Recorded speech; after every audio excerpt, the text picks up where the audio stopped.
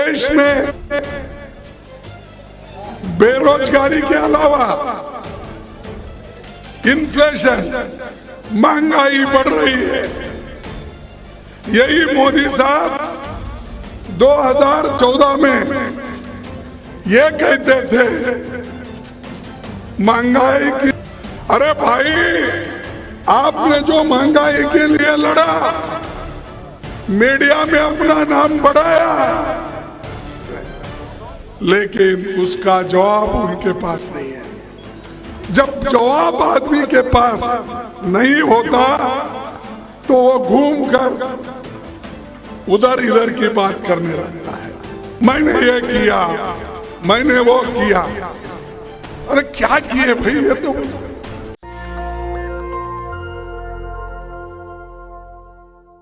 हाथ से हाथ जोड़ो कार्यक्रम के लिए पधारे हुए मेरे भाइयों, बहनों, युवाओं, किसानों, मजदूरों और मीडिया के मेरे दोस्तों, ये झारखंड कांग्रेस के लिए एक महत्वपूर्ण राज्य है।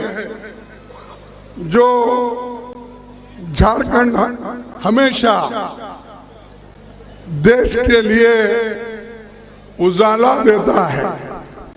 अगर झारखंड से कोयला नहीं निकला, सारे हिंदुस्तान में अंधेरा ही अंधेरा छा जाता है। तो ऐसी रोशनी दिलाने वाले मेरे सभी भाई लोग यहाँ पर हैं, और उसी तरीके से आप एकजुट होकर आज भारत जोड़ो यात्रा में भी काम किया।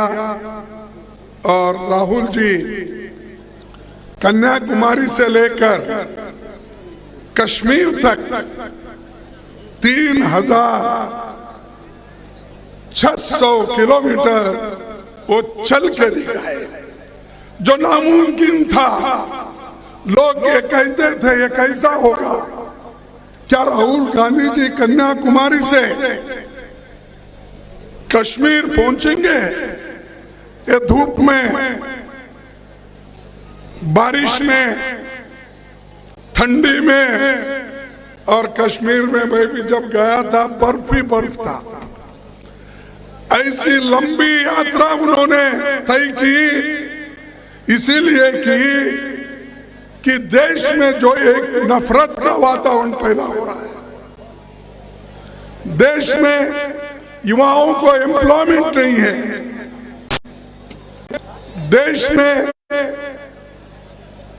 बेरोजगारी के अलावा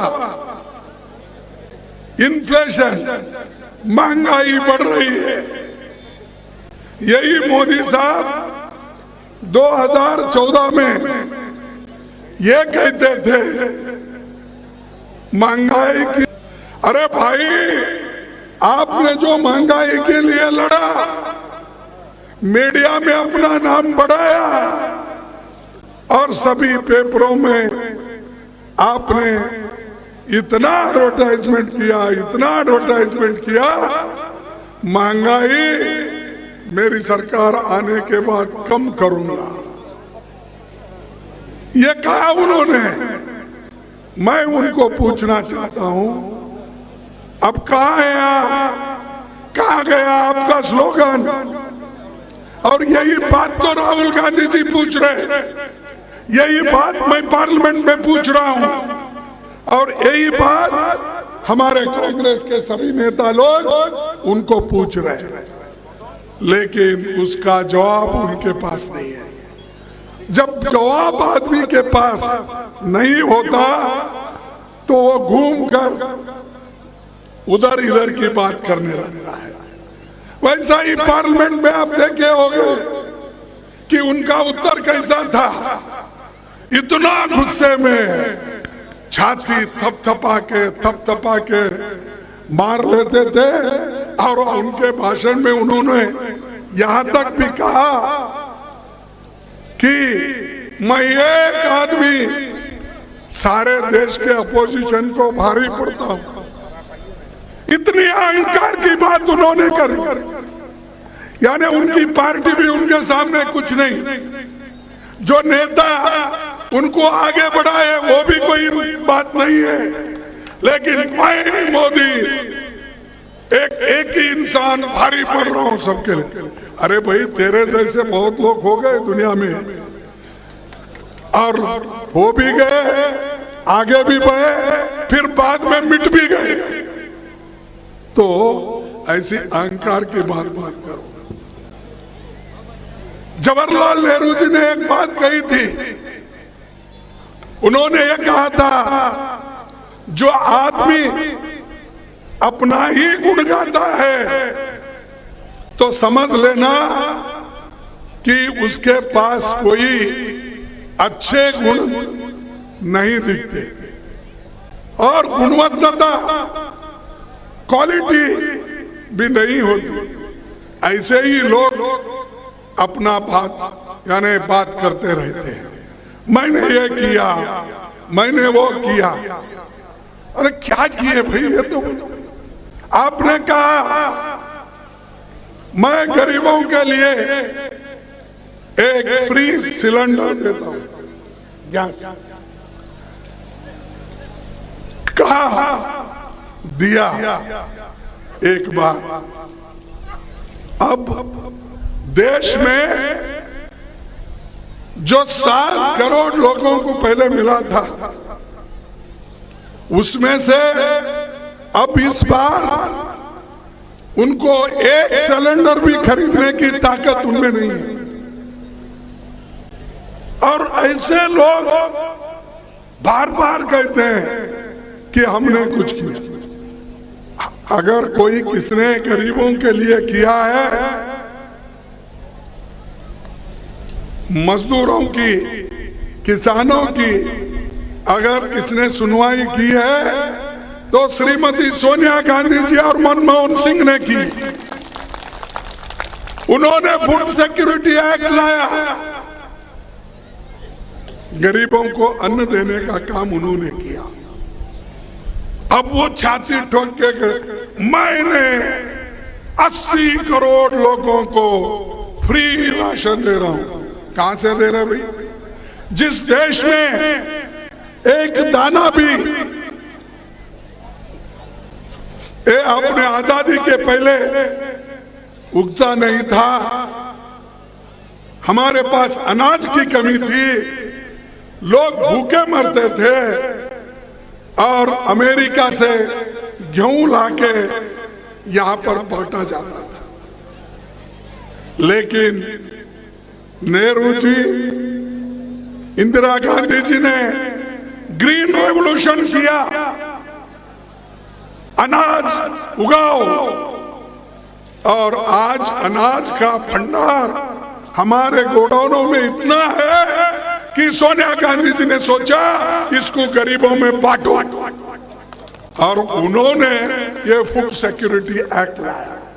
अगर वो एक्ट नहीं लाते, अरे मेरे बाबा, तुम कहां देते थे गरीबों को?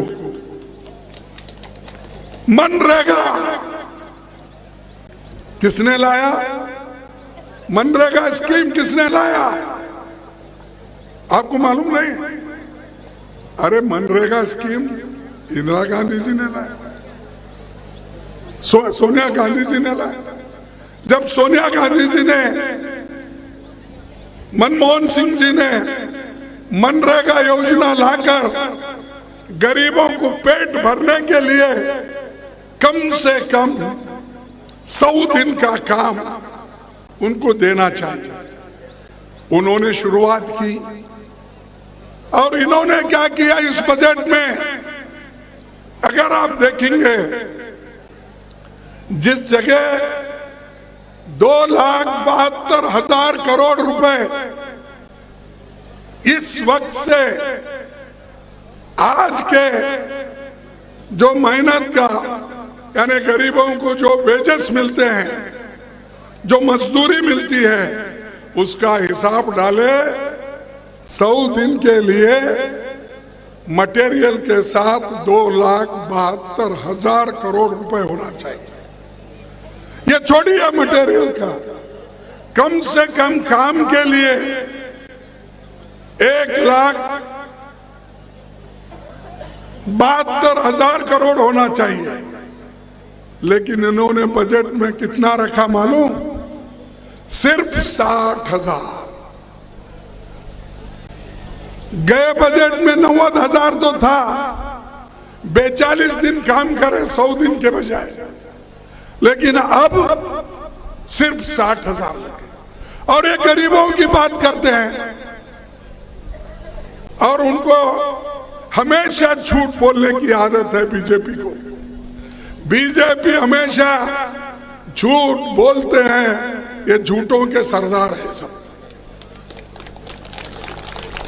ये फैक्ट्स बोल रहे, मैं नहीं बोल रहा हूं। और ये मैं यही नहीं बोल रहा हूं, मैं पार्लियामेंट में भी बोला। मैं जब बोलता हूं तब हमारा जो कहने का मकसद गरीबों के बारे में हो, देश के बारे में हो, जब हम कहते हैं तो हमारे पूरे शब्दों को निकाल देते हैं, पूरे का पूरा। मैं कुछ नहीं कहा था, मैंने बोला मोदी साहब आप मौनी बाबा हो, तो फौरन चेयरमैन ने उसको निकाला। अरे मौनी बाबा, पार्लियामेंट में पहले उन्होंने बोला, वाजपेयी जी ने हमारे नरसिंह राव जी को बोला, ये बीजेपी के लोग मनमोहन सिंह जी को बोले बाबा, मौनी बाबा। अगर मैं मौनी बाबा राज्यसभा में कहता हूं तो वो निकाला जाता है। तो कहां है फ्रीडम ऑफ स्पीच? कहां है? अरे पार्लियामेंट में भी नहीं, पार्लियामेंट के बाहर भी नहीं। अगर कोई सच्चाई बोलता है, कोई सच्चाई लिखता है, कोई सच्चाई दिखाता है, तो उसको ये लोग जेल भेजते हैं। ऐसे सरकार होना चाहिए। और ये लोग क्या कोशिश कर रहे मालूम आपको? मोदी जी और शाह जी तो तोड़फोड़ में बहुत मजबूत है, तोड़फोड़ सरकार बहुत बनाते हैं। कर्नाटक में बहुमत में थे अलायंस की गवर्नमेंट, उसको इन्होंने तोड़ा। महाराष्ट्र में आघाड़ी की सरकार थी, उसको उन्होंने तोड़ा। मणिपुर में हमारी मेजॉरिटी थी, उसको उन्होंने तोड़ा। गोवा में थी हमारी, नजदीक नजदीक थे, वो भी उन्होंने तोड़ा। हर जगह तोड़-फोड़ करना और तोड़-फोड़ करके सरकार बना लेना और ऊपर से कहना देखो हम प्रजातंत्र के लोग हैं और मैं प्रजातंत्र में विश्वास रखता हूं। ऐसे बड़ी बड़ी भाषण करते हैं। अरे बड़े बड़े भाषण करने वाले थोड़ा चलो, संविधान के तहत चलो, हम कहने से मत चलो। ये बाबा साहब अम्बेडकर ने जो संविधान इस देश को दिया है, उसके तहत आप चलने का सीखो।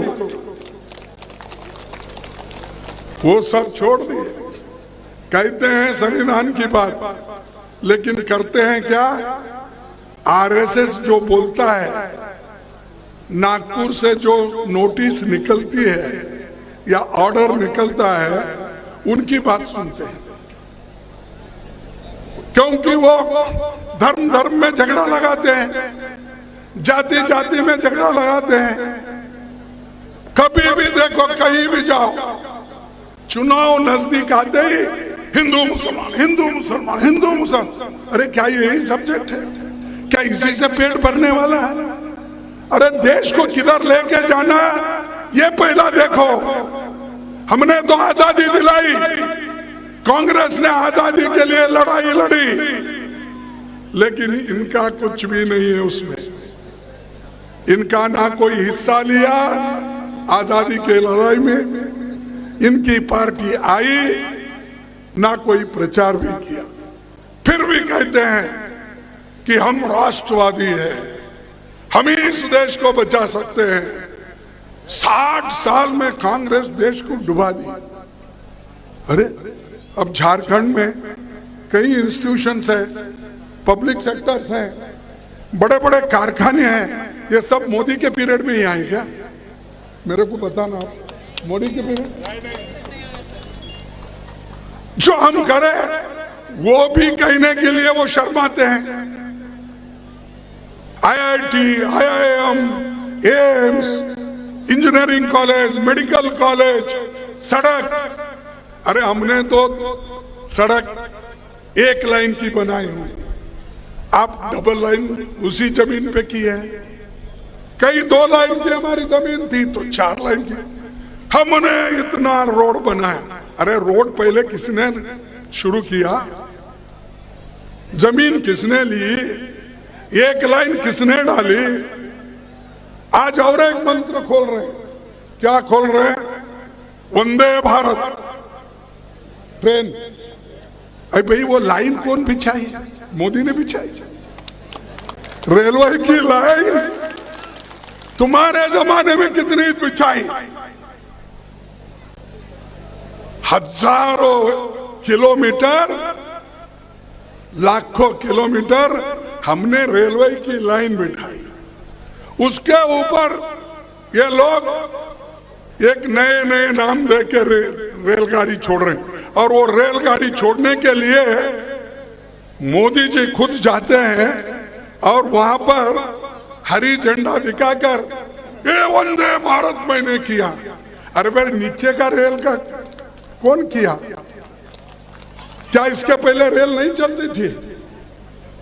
अगर कोई किसी का 60 स्पीड 70 स्पीड से ट्रेन जाता है तो आप 80 स्पीड किए होंगे, इसका मतलब आप ही किए। ऐसा झूठ, और ये झूठ बोलते बोलते जा रहे हैं।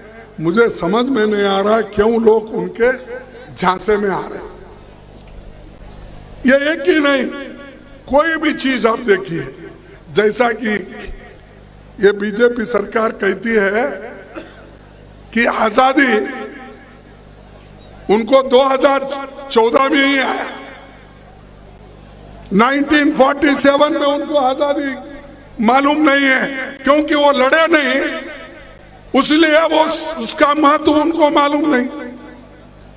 ये 2014 में प्राइम मिनिस्टर बने, तब से ये कह रहे हैं अब फ्री इंडिया, मॉडर्न इंडिया। अरे मॉडर्न इंडिया तो पंडित जवाहरलाल नेहरू जी पंचवार्षिक योजना के तहत उन्होंने करके दिखाया। तो इसीलिए तो लाख लोगों को खाने को अन्न मिल रहा है, व्हाइट रेवोल्यूशन, दूध मिल रहा है, बच्चों को स्कूल है। इनके जमाने में 71,000 गवर्नमेंट स्कूल बंद किए।